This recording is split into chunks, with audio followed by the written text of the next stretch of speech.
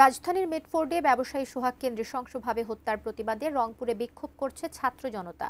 রংপুরের আবু সাইদ চত্বর থেকে এই বিষয়ে বিস্তারিত জানিয়েছেন প্রতিনিধি শাহরিয়ার মিম।